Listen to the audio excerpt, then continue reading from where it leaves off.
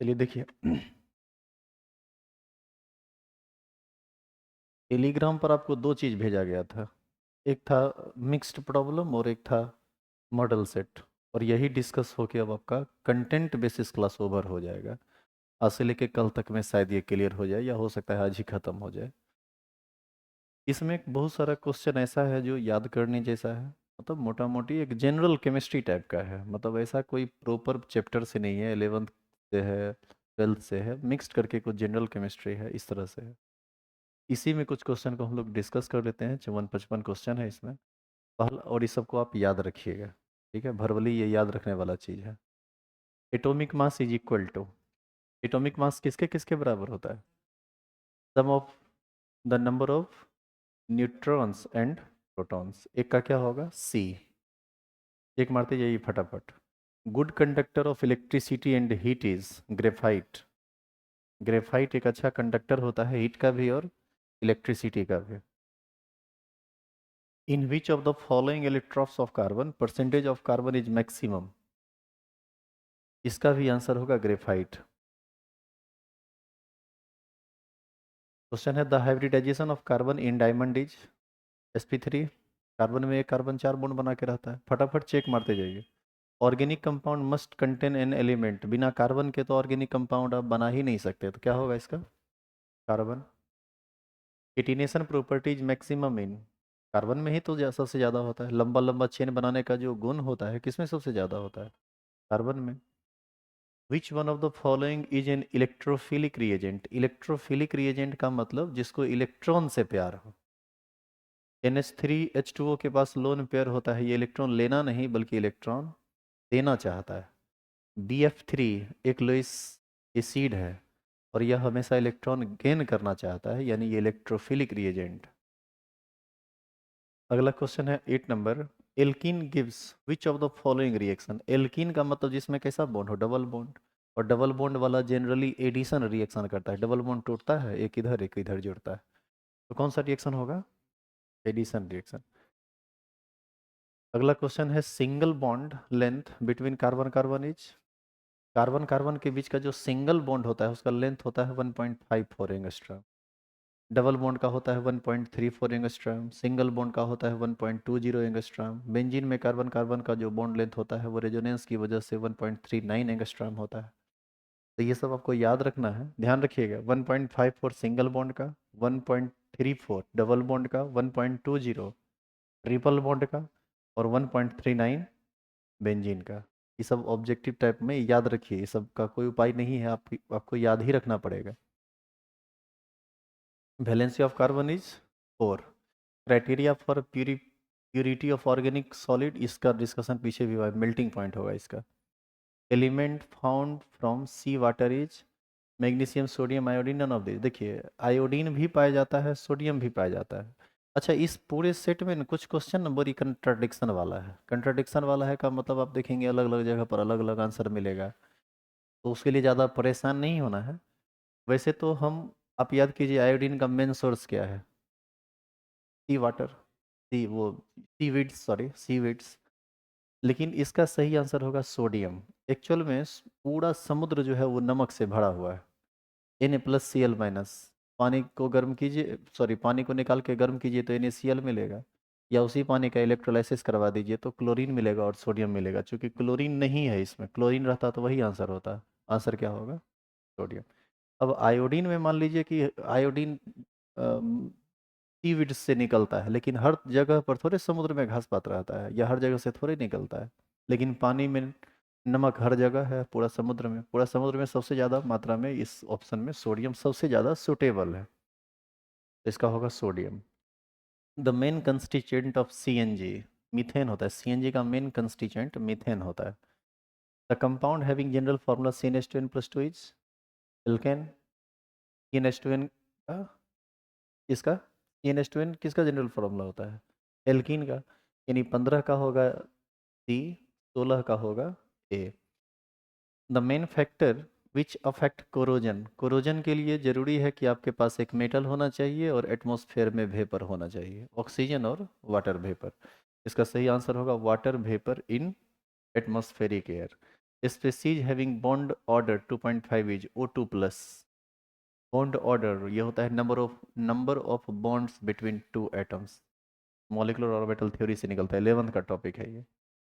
Which of the following metal on reacting with acid solution gives hydrogen gas. अब देखिए इस question में भी कंट्राडिक्शन है। क्वेश्चन कहता है कि निम्नलिखित में से कौन सा मेटल एसिड सॉल्यूशन के साथ रिएक्शन करके हाइड्रोजन गैस देगा।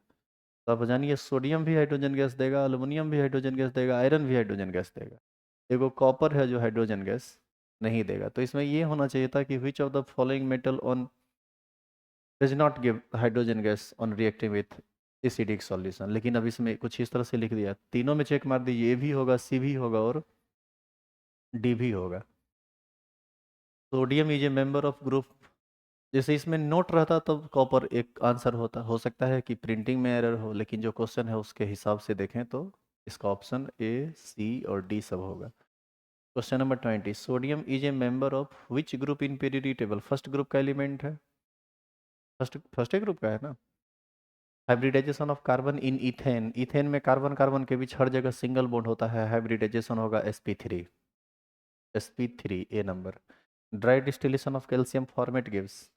देखिए कैल्शियम एसीटेट रहे तो एसीटोन बनेगा, कैल्शियम एसीटेट, और यही कैल्शियम फॉर्मेट रहे तो फॉर्मल डिहाइड बनेगा, HCHO बनेगा, A number. Volume of 1 mole of any gas at NTP और STP is 22.4 litre. Avogadro number 6.023 × 10⁻23।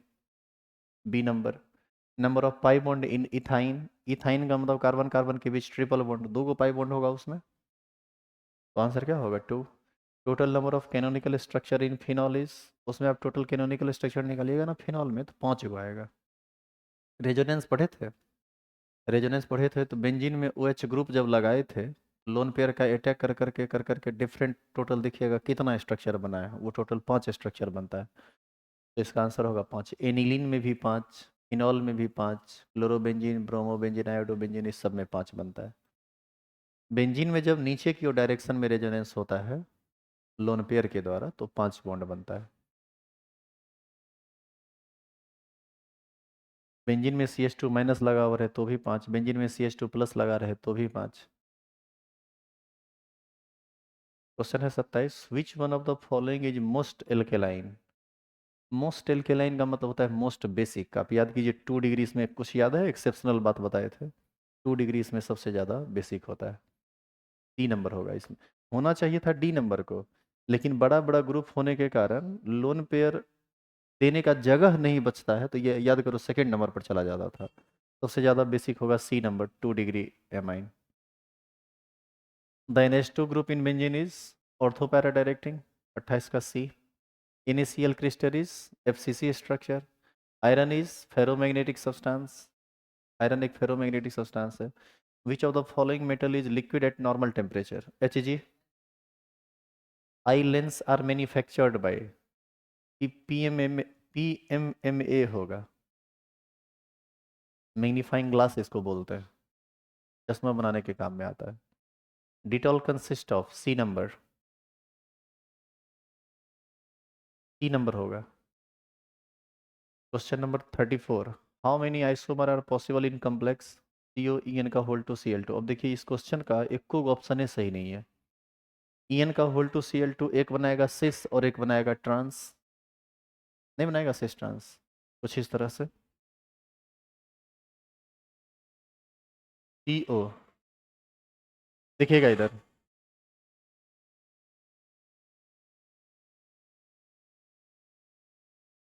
दोनों का दोनों Cl एक साइड और दोनों का दोनों EN एक साइड, बताइए इसको कौन सा फॉर्म कहेंगे। सिस। अच्छा ट्रांस बोलेंगे तो ट्रांस में याद करो एक Cl ऊपर एक Cl नीचे, एक EN इस साइड और एक EN इस साइड, बताइए किस तरह का है ट्रांस। अच्छा इसका मिरर इमेज डिफरेंट आएगा, डिफरेंट मिरर इमेज आएगा तो वो ऑप्टिकल आइसोमर शो करेगा। इसका मतलब इसका एक और आइसोमर पॉसिबल है, लेकिन इसका मिरर इमेज सुपर इम्पोज कर जाएगा, एक जैसा आएगा, तो निश्चित है कि यहाँ पर आइसोमेरिज्म पॉसिबल नहीं है। तो इसका एक को ऑप्शन सही नहीं है। इसमें आप किसी एक ऑप्शन को काट के, ये एक जो है ना इसको काट के 3 कर दीजिए, ठीक है, और इसका डी में चेक मार दीजिए, नहीं तो याद रखिए इसमें 3 होगा।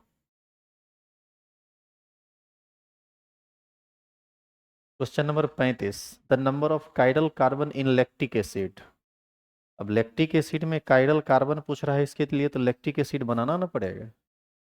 CH3CH C double bond OH।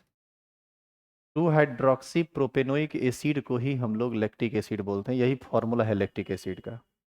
इसमें क्या गो कायरल कार्बन है? एगो तो ये कार्बन कायरल दिख रहा है, इसमें डबल बॉन्ड है, डबल बॉन्ड कार्बन कभी भी कायरल कार्बन नहीं होगा, और इसमें 3 गो हाइड्रोजन एक जैसा है, इसका मतलब इसका जवाब क्या होगा? क्या होगा बताइए? एक, the number of chiral carbon in lactic acid. समझ में आया? तो अब इस टाइप के क्वेश्चन में अब लैक्टिक एसिड का फॉर्मूला याद रखना पड़ेगा, ये एक थोड़ा टफ काम होता है साइंस के स्टूडेंट के लिए, इतना फॉर्मूला याद रखना। इसीलिए तो 70 क्वेश्चन देता है कि आप चुन के उसमें 35 ही बनाइए। क्वेश्चन नंबर 36 है, which of the following is not a surface phenomena. इसमें से कौन ऐसा प्रोसेस है जो सरफेस फिनोमेना नहीं है? वो है इलेक्ट्रोलाइसिस प्रोसेस। इलेक्ट्रोलाइसिस प्रोसेस एक सरफेस फिनोमेना नहीं है। आगे लिखेंगे 37, one top factor for benzoic acid in benzene. आप याद कीजिए, बेंजीन में जब बेंजोइक एसिड डाला जाता है तो 2 बेंजोइक एसिड मिलके एक हो जाता है। आई का मान 1 आता है तब जब सॉलिड ना ही डिसोसिएट होता है ना ही एसोसिएट होता है। आई का मान 1 से ज़्यादा आता है तब जब सॉलिड डिसोसिएट होता है, और आई का मान 1 से कम आता है तब जब सॉलिड एसोसिएट होता है। 2 मिलके 1 हुआ, यानी जितना डालेंगे उसका आधा हो जाएगा, आई का मान हो जाएगा 0.5। The noble gas which is not adsorbed by coconut charcoal is helium. Helium इसका सही जवाब होगा, क्योंकि हीलियम का लिक्विफिकेशन बहुत मुश्किल होता है, इसीलिए हीलियम को जल्दी एडजॉर्ब नहीं किया जा सकता है। Which gas has greater bond energy? Cl2 होगा इसका। होना चाहिए F2, लेकिन एक्सेप्शनल है दोनों क्वेश्चन, Cl2 दोनों का आंसर एक इसका Cl2 होगा और इसका Cl होगा। इलेक्ट्रॉन एफिनिटी क्लोरीन का सबसे ज़्यादा होता है, बॉन्ड एनर्जी Cl का ज़्यादा होता है हैलाइड में, यानी 39 का B, 40 का भी B ही होगा। Question number 41, which of the following is not colloidal solution. कौन है होगा जी? ब्लड तो कोलाइडल सॉल्यूशन है, इंक भी कोलाइडल सॉल्यूशन है, स्मोक भी कोलाइडल सॉल्यूशन है, एयर होगा। एयर होमोजीनियस मिक्सचर होता है air. The ligand in potassium ferrocyanide is Cn minus 42 का B। Protective sols are lyophilic sol. वो लायोफोबिक सोल की जो रक्षा करता है, गोल्ड नंबर जहाँ से आता है, वो किसके लिए होता है? लायोफिलिक के लिए होता है, A नंबर होगा। Colloidal particles of soap in water is, याद कीजिए सोप में वो निगेटिव एक ही टाइप का जो आयन होता था, निगेटिव टाइप का, वो आपस में याद है बनाता था, क्या बोलते थे उसको, मिसेल। वो निगेटिव आयन होता है, तो आंसर होगा निगेटिव चार्ज, 44 का A। Which of the following gases has the largest abundance in air? ये ऑर्गन है, एयर में सबसे ज़्यादा मात्रा में पाया जाने वाला नोबेल गैस होता है ऑर्गन। अब इस सबको आप याद ही कर सकते हैं, दूसरा कोई विकल्प है नहीं, कोई कंसेप्ट नहीं है। The compound in which the distance between 2 adjacent carbon atom is the largest is ethane, ethene, ethyne, benzene. Ethane होगा। पता है क्यों इथाइन, क्यों इथेन होगा? पहले क्वेश्चन समझिए। क्वेश्चन कहता है कि कार्बन कार्बन के बीच की दूरी किस एग्जाम्पल में सबसे ज़्यादा होगा? उसका आंसर होगा इथेन, क्योंकि उसका हाइब्रिडाइजेशन होगा कार्बन का sp3। इथेन में दोनों कार्बन का हाइब्रिडाइजेशन होगा sp3, और sp3 sp का शेप छोटा होता है, sp2 का शेप उससे बड़ा होता है, sp3 का शेप उससे बड़ा होता है। तो sp3 करेगा तो सबसे ज़्यादा दूरी पर रहेगा। इसमें शेप होगा sp2, इसमें होगा हाइब्रिडेशन sp2, तो इससे थोड़ा कम इसमें होगा। इथाइन में होता है sp, इसमें और कम होगा। इसमें बेंजीन में होता है sp2, लेकिन इसका बॉन्ड लेंथ तो आपको याद है। ऐसे भी आप समझिए ना, कार्बन कार्बन सिंगल बॉन्ड होगा, इसका बॉन्ड लेंथ 1.54, इसका 1.34, इसका 1.20, इसका 1.39। आप चाहें तो ऑर्डर निकाल सकते हैं, नहीं निकलेगा ऑर्डर। सबसे बड़ा होगा किसका?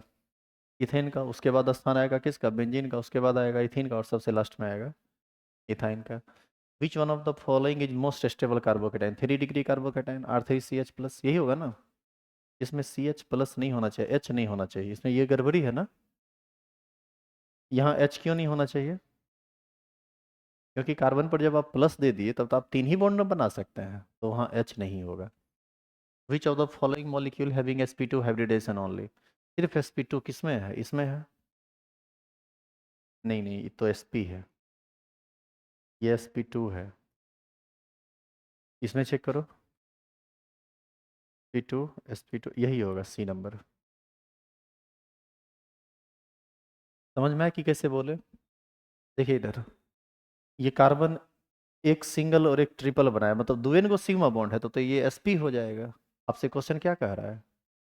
sp only sp2 hybridized. इसमें देखो, ये कार्बन ऑक्सीजन के साथ डबल बॉन्डेड होगा, ये वाला कार्बन, तो ये sp2 होगा। ये डबल बॉन्डेड है sp2, ये भी डबल बॉन्डेड है sp2, इसका सही ऑप्शन है सी। अच्छा, ये कार्बन किस हाइब्रिडाइजेशन में है? दो गो डबल बॉन्ड है, दो गो सिग्मा बॉन्ड, sp हाइब्रिडाइजेशन होगा। फिर आगे बढ़ते हैं। Among the following compounds which is acidic, hybridization sp हो तो वह सबसे ज़्यादा एसिडिक होगा, क्योंकि sp का इलेक्ट्रोनेगेटिविटी सबसे ज़्यादा होता है, क्योंकि इसमें s कैरेक्टर ज़्यादा होता है। सब लेवल से संबंधित क्वेश्चन है। इसका सही आंसर आंसर होगा D number. Which of which of the following represents correct order of decreasing C H bond? अब देखो, इस सब में पूछता है कि सी एच बॉन्ड किस में सबसे ज़्यादा होगा, उसको सबसे पहले लिखिए, उससे उसके बाद जो होगा उसको लिखिए, फिर उसके बाद जो होगा उसको लिखिए। इसमें देखिए, C2H4 में हाइब्रिडेशन होगा sp2, इसमें होगा sp, तो sp और s बॉन्ड बनाएगा तो सबसे छोटा होगा, sp2 और s बनाएगा तो उससे छोटा होगा, sp3 और s बनाएगा तो छोटा नहीं, बड़ा होगा, सॉरी। इसमें सबसे छोटा होगा, इसमें उससे बड़ा होगा, इसमें उससे बड़ा होगा, इसमें उससे बड़ा होगा। अब इसमें थोड़ा याद रखना पड़ेगा, C2H6 और CH4 दोनों में हाइब्रिडेशन sp3 ही होता है, लेकिन इसका जो बॉन्ड लेंथ होता है, इसमें जो सी एच का बॉन्ड लेंथ होता है वो 133 पिकोमीटर होता है, और इसमें 109 पिकोमीटर होता है। तो यहाँ आपको थोड़ा याद रखना पड़ेगा। अब इसमें याद क्या रखना पड़ेगा, ये तो बड़ी मुश्किल सवाल कर देगा इसे में, कि C2H6 और CH4 में सी एच का बॉन्ड लेंथ क्या होगा। तो यहाँ समस्या ये होती है कि दोनों जगह हाइब्रिडाइजेशन सेम है, तो ऐसे केस में याद रखना ही एकमात्र विकल्प है। इसका सही ऑप्शन होगा B number. Question number 51, an azeotropic solution of two liquids will have boiling point lower than two liquids. दोनों लिक्विड से कम बॉइलिंग पॉइंट होती है, इसी को ना हम लोग मिनिमम बॉइलिंग पॉइंट एजियोट्रॉप्स कहते हैं। और मिनिमम बॉइलिंग पॉइंट एजियोट्रॉप्स तब होगा जब उसमें पॉजिटिव डेविएशन होगा, वॉल्यूम बढ़ जाए तो बॉइलिंग पॉइंट घट जाएगा, तो उस positive deviation from Dalton law, A number. Hybridization of carbon in ethane sp3, how many isomeric ethers are represented by the molecular formula C4H10O? तो बनाना पड़ेगा C4H10O। देखो तो, एक ये बना सकते हैं, देखिए तो, एक ये इथर बना सकते हैं, 3 2 5 2 7 3 10। एक देखो तो ये इथर बना सकते हैं क्या? ठीक है। एक देखो तो ये बना सकते हैं। अब बताइए कि और इथर बन सकता है क्या? और बनेगा? अब पॉसिबल नहीं है, 3 ही बनेगा। है 3, देखो तो क्या होगा इसका सही answer? 3। 234.2 gram sugar syrup contain इतना gram sugar, what is mole? ये मोललिटी निकालने वाला क्वेश्चन है, नहीं बना लोगे खुद से? 32.2 ग्राम है ना, तो इसको डिवाइड कर दो तो ये आ जाएगा तुमको 0.1 मोल। नहीं आ जाएगा? 34.2 ग्राम शुगर, शुगर का मोलिकुलर वेट 342 होता है ना, 342 से भाग देंगे तो आ जाएगा 0.1 मोल। उसमें घटा दो तो 200 ग्राम पानी बचेगा, 200 ग्राम को 1000 से भाग दे दो, कितना आएगा बताओ? 2/5, सॉरी 2/10, 1/5 यानी 0.2। इसका आंसर हो जाएगा 0.5, 1/2 ना आ जाएगा। समझ में आया कि कैसे कैसे कर दिए? विच of the following does not conduct electricity? Solid NaCl। Solid NaCl कभी भी इलेक्ट्रिसिटी को कंडक्ट नहीं करेगा, क्योंकि इसमें आयन नहीं है।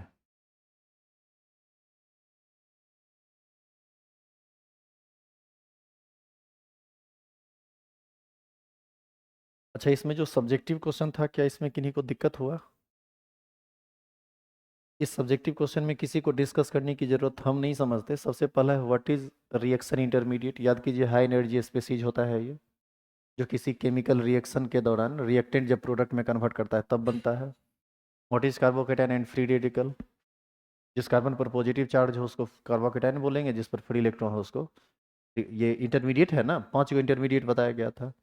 ये आपको कहाँ पर मिलेगा, जब आप बेसिक पढ़े थे ऑर्गेनिक केमिस्ट्री का, रिएक्शन इंटरमीडिएट और रिएक्शन मैकेनिज्म, वहाँ पर आपको ये सब क्वेश्चन मिलेगा। What is electrophile and nucleophile. Electron loving species is electrophile and nucleus loving species is called nucleophile. Example वहाँ बताया गया है।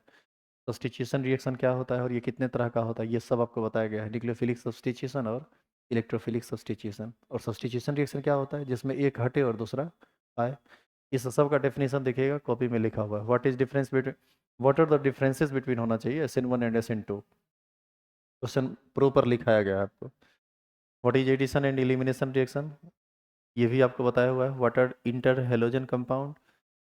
इंटर हेलोजन कंपाउंड वहाँ नहीं बताया गया। इंटर हेलोजन कंपाउंड आप पी ब्लॉक का असाइनमेंट या कॉपी में जो आप लिखे होंगे देखिएगा, सबसे पीछे में लिखा हुआ इंटर हेलोजन कंपाउंड। जब दो अलग अलग तरह के हेलोजन आपस में बॉन्ड का फॉर्मेशन करते हैं और कंपाउंड का निर्माण करते हैं तो उसी को हम लोग बोलते हैं इंटर हेलोजन कंपाउंड। जैसे इस कंपाउंड को देखिए, BrF3, Br अकेला है और F 3 गो है, यानी Br कुल क्या गो फ्लोरीन को जोड़े हुए है, 3 फ्लोरीन को। ये इंटर हेलोजन कंपाउंड है क्योंकि यह ऐसा कंपाउंड है जिसमें दो अलग अलग तरह के हेलोजन आपस में मिलकर कंपाउंड का फॉर्मेशन किए हैं।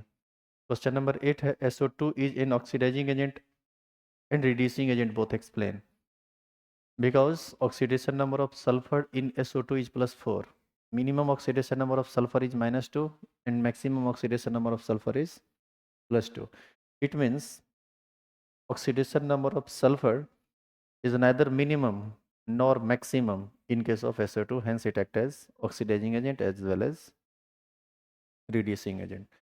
एक चीज़ तो हमेशा ध्यान रखना कि किसी भी एक एलिमेंट का ऑक्सीडेशन नंबर यदि मैक्सिमम हो तो वो ऑक्सीडाइजिंग एजेंट का काम करेगा, यदि ऑक्सीडेशन नंबर मिनिमम हो तो रिड्यूसिंग एजेंट का काम करेगा, और यदि ऑक्सीडेशन नंबर ना मैक्सिमम हो ना मिनिमम हो तो वो तब तब वह ऑक्सीडाइजिंग एजेंट और रिड्यूसिंग एजेंट दोनों का काम करेगा। तो इसमें कोई क्वेश्चन ऐसा है जिसको दोबारा डिस्कस करने की ज़रूरत है,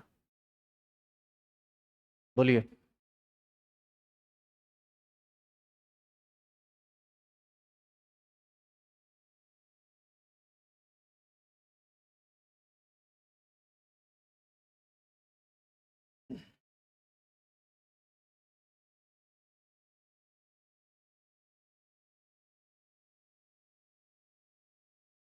ये बिहार बोर्ड के साइट से लिया हुआ केमिस्ट्री का मॉडल सेट है।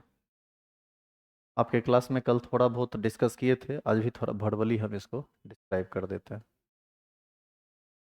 कल एक दो क्वेश्चन में ना गड़बड़ी हो गया था बताते वक्त, जाके हम देखे तो लगा कि कुछ गलत है, उसको भी हम साथ साथ डिस्कस करते चलेंगे।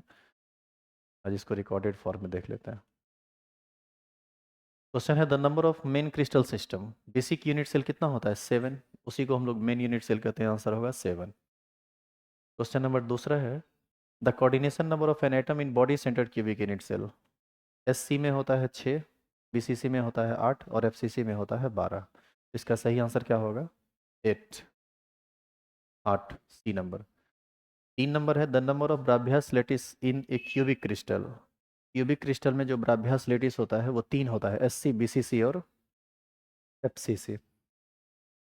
The number of tetrahedral void in a face centred cubic unit cell having identical atom. यदि FCC आइडेंटिकल एटम है, FCC यदि आइडेंटिकल एटम से बना हुआ है तो उसका इफेक्टिव एटम्स होगा 4। ऑक्टाहेड्रल वॉइड और टेट्राहेड्रल वॉइड में टेट्राहेड्रल वॉइड दो गुना होता है ऑक्टाहेड्रल वॉइड का, और ऑक्टाहेड्रल वॉइड की संख्या नंबर ऑफ एटम्स के बराबर होती है। यानी आपसे यदि इसमें क्वेश्चन पूछता है कि ऑक्टाहेड्रल वॉइड कितना होगा तो उसका आंसर होता 4। यदि आपसे पूछ रहा है टेट्राहेड्रल वॉइड कितना होगा तो वो 4 का दोगुना होगा, यानी आंसर होगा 8, यानी 4 का A. Which of the following has maximum depression in freezing point. जो सबसे ज़्यादा टूटेगा उसका डिप्रेशन इन फ्रीजिंग पॉइंट सबसे ज़्यादा होगा, उसका एलिवेशन इन बॉइलिंग पॉइंट भी सबसे ज़्यादा होगा। तो इस क्वेश्चन में आप दो तरह से क्वेश्चन कर सकते हैं, विच of the following has maximum depression in freezing point, और एक का, और एक पूछ सकता है। हालांकि देखो ये ठीक है, क्या बोला maximum, depression in freezing point, मतलब सबसे ज़्यादा कब घटेगा, यही ना पूछ रहा है। अब वहाँ पूछेगा मैक्सिमम बॉइलिंग पॉइंट, सबसे ज़्यादा कब बढ़ेगा, बात एक ही है। आंसर होगा K2SO4, क्योंकि ये टूटेगा 3 आयन में, ये टूटेगा 2 आयन में, ये और ये टूटेगा नहीं। इसी में मैक्सिमम, यदि मिनिमम लिखता ना तो लिखता मिनिमम बॉइलिंग पॉइंट, तब डिप्रेशन इन फ्रीजिंग पॉइंट नहीं लिखता।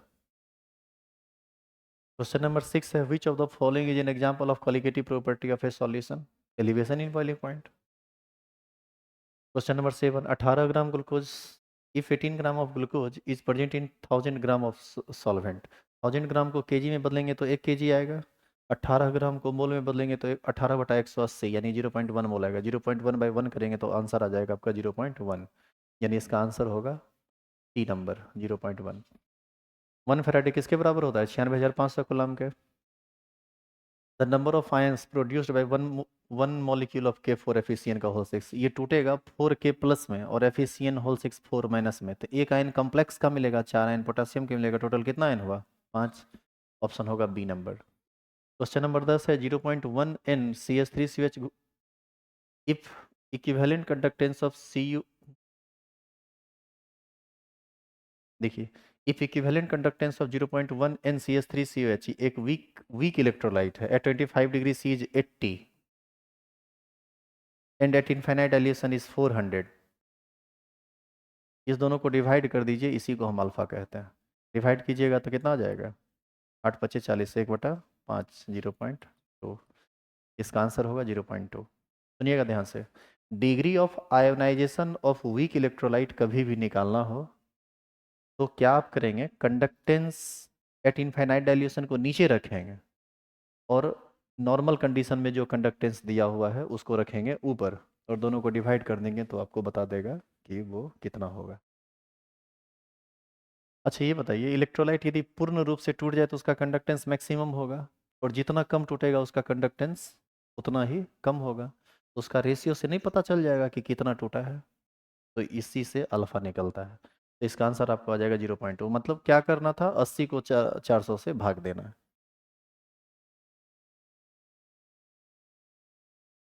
क्वेश्चन नंबर 11 है, in order of standard in order of standard reduction potential of CuZn AgFe, silver का रिडक्शन पोटेंशियल होता है 0.80 प्लस 0.80, कॉपर का होता है प्लस 0.34, तो सिल्वर और कॉपर में किसका ज़्यादा होता है, सिल्वर का, तो सिल्वर का सबसे ज़्यादा होगा, फिर किसका होगा, कॉपर का। जिंक का एसआरपी वैल्यू निगेटिव होता है, Fe का भी निगेटिव होता है, लेकिन आप चेक कीजिएगा ना एसआरपी मान, तो Fe का ज़्यादा आएगा और जिंक का कम आएगा, तो इसका आंसर होगा B number. Which of the following is a secondary cell, जो दोबारा चार्ज किया जा सके, आंसर क्या होगा, lead storage battery. Question number 13 है कि the standard reduction potential values of elements A B and C are, A का दिया हुआ है कितना, प्लस 0.68, ये कौन सा वैल्यू है, एसआरपी वैल्यू। बी का कितना दिया हुआ है, तो बी का छोड़िए, सी का कितना दिया हुआ है, प्लस 0.50, और डी का कितना दिया हुआ है, -2.50 वोल्ट। आप एक चीज़ गौर कीजिए कि हम डिक्रीजिंग ऑर्डर में एसआरपी सजा दिए, हाँ या ना, जो क्वेश्चन दिया हुआ है वही किए हैं। अब देखो एसआरपी ए का सबसे ज़्यादा है, इसका मतलब है कि इसके इलेक्ट्रॉन लेने की टेंडेंसी सबसे अधिक है, और जिसका इलेक्ट्रॉन लेने का टेंडेंसी सबसे अधिक होगा वह पावरफुल ऑक्सीडाइजिंग एजेंट होगा, यानी ऑक्सीडाइजिंग एजेंट का ऑर्डर होता तो ये होता ACB, यदि ऑक्सीडाइजिंग एजेंट का ऑर्डर होता तब, लेकिन रिड्यूसिंग एजेंट का ऑर्डर है तो सीधे ये पलट जाएगा। आपको कौन सा ऑर्डर पूछ रहा है, the order of reducing power, तो सीधे पलट जाएगा, यानी आंसर होगा आपका BCA। सही ऑप्शन क्या होगा, डी नंबर। ये होगा ऑक्सीडाइजिंग पावर, यदि इस पर लिखना चाहें तो ये होगा ऑक्सीडाइजिंग पावर और ये होगा reducing power order.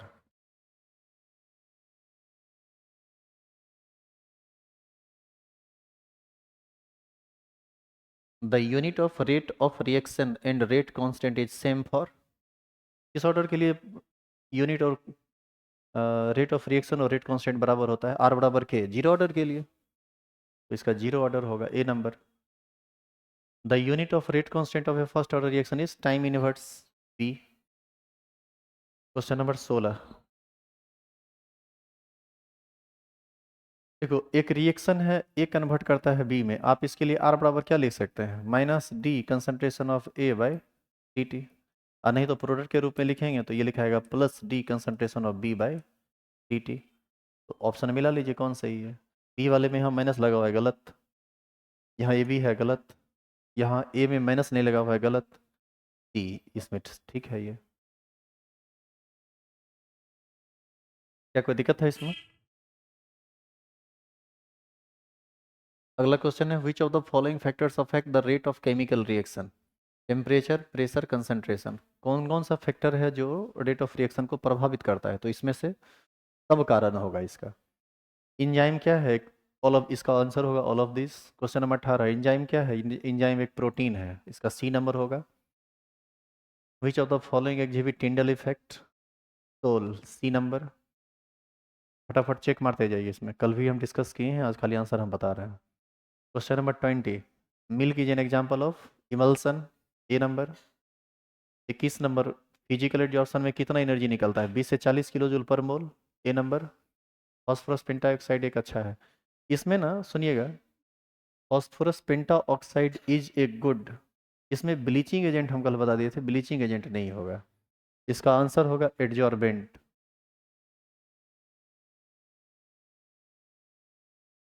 Absorbent, sorry adsorbent नहीं, एब्जॉर्बेंट होगा। एब्जॉर्बेंट इसलिए होता है क्योंकि ये पोलर होता है, फॉस्फोरस पर पार्शियल पॉजिटिव चार्ज होगा और क्लोरीन पर पार्शियल नेगेटिव चार्ज होगा, तो ये अपने अंदर घुलाने का प्रयास करेगा चीज़ों को। Question number 23 limestone is fuse during the extraction of iron from hematite ores, ये फ्लक्स होगा, स्लैग होगा या फ्लक्स होगा। Limestone is used during the extraction, limestone को हम यूज करें मतलब ऊपर से डाल रहे हैं, तो फ्लक्स होगा। Question number 24 which of the following metal is obtained by cyanide process, silver. इसी को हम लोग सुनिएगा, साइनाइड प्रोसेस को ही हम लोग कॉम्प्लेक्स आयन फॉर्मेशन प्रोसेस कहते हैं, इसके द्वारा सिल्वर का एक्सट्रैक्शन होता है। गैलेना पीवीएस को कहा जाता है और ये पीवी का ओर है। क्वेश्चन नंबर 26 सल्फाइड और are concentrated by froth flotation method, 26 का ए। क्लोरीन अमोनिया के साथ, देखो क्लोरीन अमोनिया के साथ रिएक्शन करेगा ना तो प्रोडक्ट एक NH4Cl बनता है, लेकिन एक प्रोडक्ट N2 भी बनता है, इसका सही आंसर NH4Cl नहीं होगा, सी नंबर होगा, N2NH4Cl। इनऑर्गेनिक रिएक्शन है, याद करना पड़ेगा।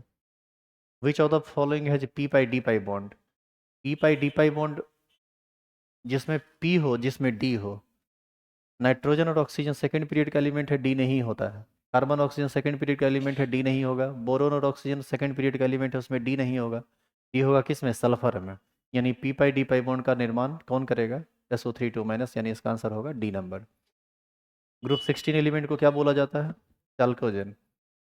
The element showing highest oxidation state among the first transition series manganese, +7 तक चला जाता है। Question number 31 in which of the following elements 4F energy level is gradually filled, 4F को हम लोग लेंथेनाइट कहते हैं और 5F को हम लोग एक्टिनाइट कहते हैं, तो इसका आंसर क्या होगा, लेंथेनाइट। क्वेश्चन नंबर 32 इसमें आपसे पूछता है कि कोऑर्डिनेशन नंबर क्या होगा, C2O4, एक C2O4 दो बॉन्ड बनाता है तो 3 CH4 कितना बॉन्ड बनाएगा, 6, इसका कोऑर्डिनेशन नंबर कितना होगा, 6।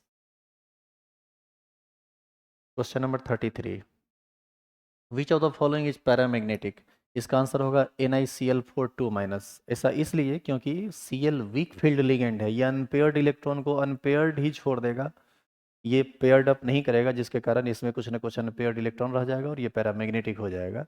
आप घर पर जाके इसका स्ट्रक्चर देखिएगा तो वहाँ बताया हुआ है कि इसका हाइब्रिडेशन होगा sp3, शेप होगा टेट्राहेड्रल, सब कुछ बताया हुआ है, इसका आंसर होगा NiCl4 2-। Which of the following act both as oxidising agent and reducing agent, क्या होगा आंसर, अभी तुरंत देखे थे इसका, SO2 होगा ना, सब्जेक्टिव जो देख रहे थे। निम्नलिखित में से कौन रंगीन होता है, NO2 इसका होगा, NO2। Which of the following ion is colourless, Cu+, colourless मतलब unpaired electron zero, Cu2+, Cu 2+ नहीं, Cu2+ तो नीला कलर का होता है, Cu+ ये कलरलेस होगा क्योंकि इसमें एक भी अनपेयर्ड इलेक्ट्रॉन नहीं है। Which of the following is not a transition element? कौन ट्रांजिशन एलिमेंट नहीं है? Hg होगा। डी ब्लॉक एलिमेंट है लेकिन ट्रांजिशन एलिमेंट नहीं है क्योंकि इसका वैकेंट डी ऑर्बिटल, क्योंकि इसमें डी ऑर्बिटल फुल फिल्ड है। Question number 38, the outer electronic configuration of group 18 elements NS2 NP6, B number होगा।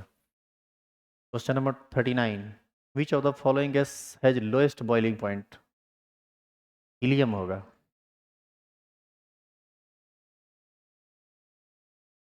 Which of the following metal is purified by Hoopes process? Aluminium के extraction के पश्चात hoop method के द्वारा इसको purify किया जाता है। इसका आंसर होगा aluminium, Al। Which of the following is the most electronegative? कौन होगा इलेक्ट्रोनिगेटिव सबसे ज़्यादा? Fluorine. Question number 42, which of the following does not exist? NeF2 neon compound का फॉर्मेशन नहीं करता है। Question number 43, which of the following does not form hydrogen bond? HCl। Oxygen, fluorine और nitrogen ये हाइड्रोजन बॉन्ड का formation करता है, बाद में कोई हाइड्रोजन बॉन्ड का फॉर्मेशन नहीं करता है। Question number 44, the number of, यहाँ पर गलत है क्वेश्चन दिया हुआ, यहाँ पर होगा the number of ions in the aqueous solution of complex. इसमें ये टूटेगा ना तो स्क्वायर ब्रैकेट पर 2 पॉजिटिव चार्ज आएगा और 2 Cl- बनेगा, यानी एक कम्प्लेक्स आयन और 2 Cl- आयन, यानी कुल मिला के क्या आयन बनेगा? 3 गो। इसका आंसर होगा ए। इस क्वेश्चन में इक्वेशन की जगह आयन होना चाहिए, हिंदी में ठीक लिखा हुआ है। चलिए विलियन में आयनों की संख्या क्या होगी, वहां पर इक्वेशन लिख दिया है। Question number 45, which of the following give an iodoform test? Ethyl alcohol, A number. Question number 46, the conversion of alkyl halide into alcohol by the reaction of aqueous KHs। ये सब्स्टिट्यूशन रिएक्शन है, इसलिए substitution reaction है क्योंकि आप alkyl halide कर रहे हैं यानी RX, और इसको कन्वर्ट कर रहे हैं ROH में, मतलब X हटा और OH आया। ये काम किस में होता है? सब्स्टिट्यूशन रिएक्शन में। Question number 47, secondary butyl chloride, secondary butyl chloride इसको कहा जाता है, यही है सेकेंडरी ब्यूटाइल क्लोराइड। 1 2 3 4 नाम होगा 2-क्लोरोब्यूटेन, बी नंबर सही ऑप्शन है इसका।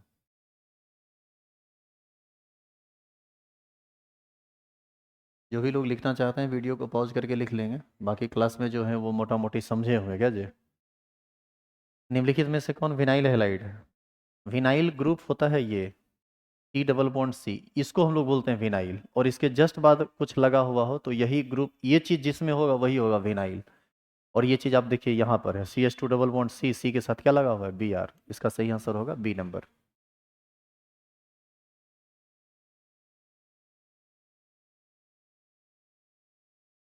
विच of the following is used as anaesthetic? बेहोश करने के लिए किसका यूज होता है? क्लोरोफॉर्म का। C2H5OH और CH3OCH3 क्या है?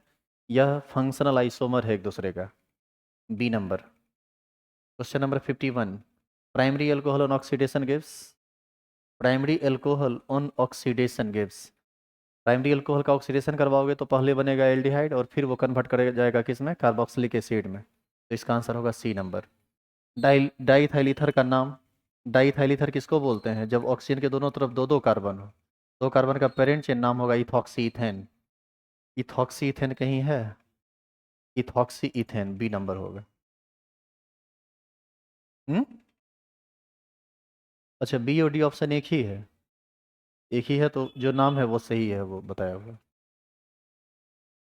अगला है एसीटोन का IUPAC नाम। एसीटोन किसको बोलते हैं? इसी को न बोलते हैं, इसका नाम होगा प्रोपेनॉन। आगे है, इस ऑप्शन में है सी नंबर में, प्रोपेनॉन। कल देखो इस क्वेश्चन का ध्यान हमको नहीं रहा, ये कल गलत बताया गया। फॉर्मल्डिहाइड को NaOH के साथ गर्म करते हैं। फॉर्मल्डिहाइड एक्चुअल में वह एल्डिहाइड है जिसके पास अल्फा हाइड्रोजन नहीं है, और वह एल्डिहाइड जिसके पास अल्फा हाइड्रोजन नहीं हो वह NaOH के साथ, कंसनट्रेटेड NaOH के साथ रिएक्शन करता है, और याद कीजिए केनिजारो रिएक्शन करता है। और केनिजारो रिएक्शन करता है तो इसमें दो प्रोडक्ट बनता है, एक बनता है एल्कोहल और एक बनता है सॉल्ट। इसका सही ऑप्शन होगा मिथाइल एल्कोहल और सोडियम फॉर्मेट, और यह एक केनिजारो रिएक्शन का एग्जाम्पल है।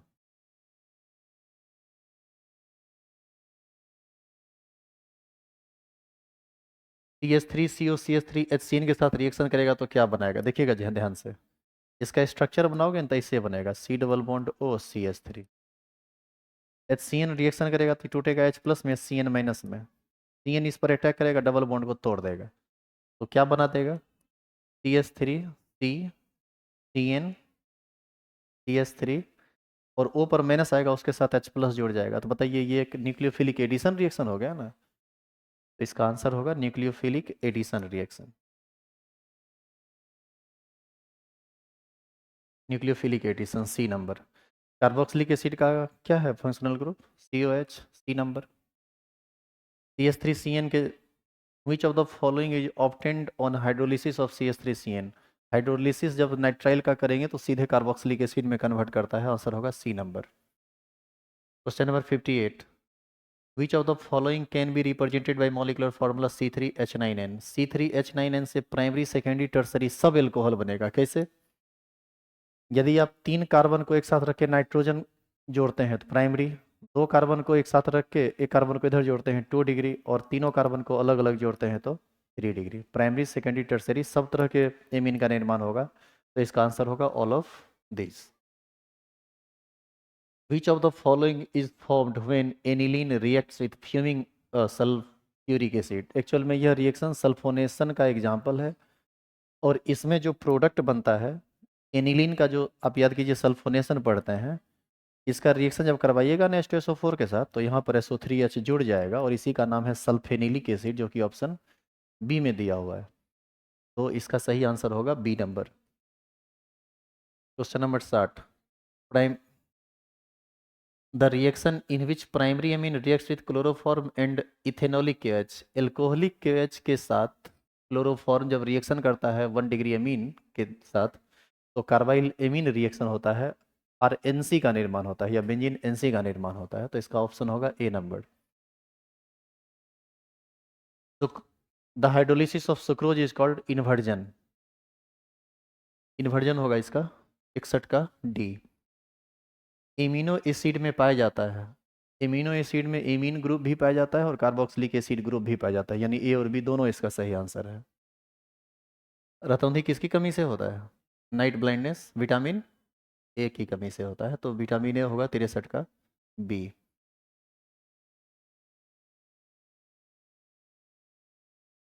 Question number 6,